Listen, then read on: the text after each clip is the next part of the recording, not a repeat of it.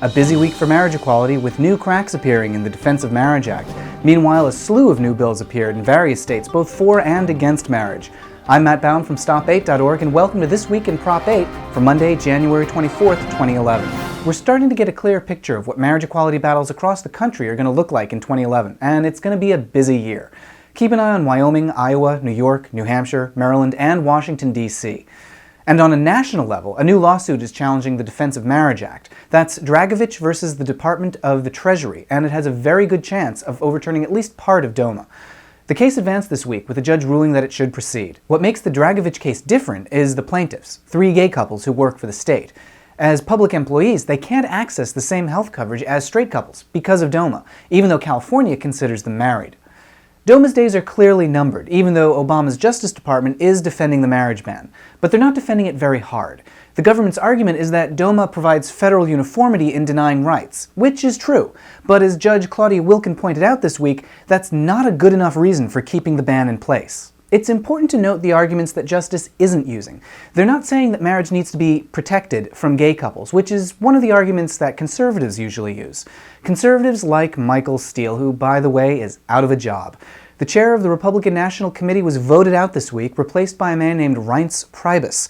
Gay Republicans offered Priebus their congratulations, saying, "Today is a good day for conservatives and the Republican Party."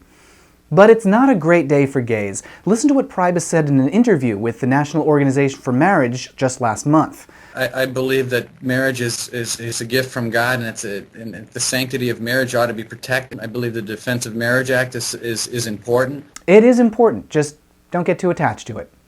Turning to states, there was a flurry of activity all across the country this week. In Maryland, Democrats introduced a marriage equality bill on Friday, with hearings scheduled for February 1st and a full Senate vote likely to happen before March. Keep your eyes out for a lobbying day in Annapolis on February 14th. In New York, Senator Thomas Dwayne announced plans to introduce marriage equality legislation this spring.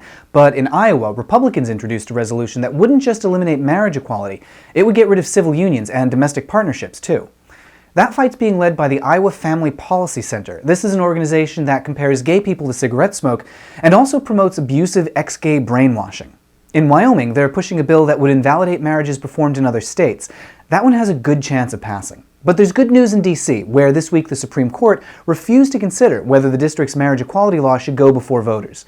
NOM is promising to continue that fight, but at this point the only avenues left open to them are long shots. And in New Hampshire, Republicans appear to be putting the anti-gay rhetoric on hold for 2011.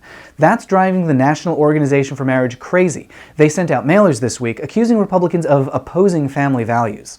So far, NOM's pressure tactics in New Hampshire have failed. But just in case, Courage Campaign and Granite State Progress are teaming up to hold Camp Courage training sessions later this spring. So we'll be ready if the situation changes. So all that national activity brings us to this week's comment bait. Between Maryland, New York, Iowa, Wyoming, D.C., and New Hampshire, you're pretty much guaranteed to know somebody living in a marriage equality battleground state. So what are you going to do to get them involved? Leave us a comment letting us know how you plan to reach out to family and friends on this issue. And then, go do it. That's this week's action item. You can use Facebook to get people involved, and it only takes a minute. Just post a link on their wall to some news coverage about their state and ask them, "Hey, did you hear about this?" That's all it takes to get the conversation started. And if you're looking for that news coverage, head on over to Stop8.org. We have all the latest headlines from around the country, and you can find news about what's happening no matter where you live. Last week was Martin Luther King Jr. Day, and that's a good opportunity to reflect on the words of his late wife, Coretta Scott King, who said, "I appeal to everyone who believes in Martin Luther King Jr.'s dream to make room at the table of brotherhood and sisterhood for lesbian and gay people." Gay and lesbian people have families, and their families should have legal protection, whether by marriage or civil union.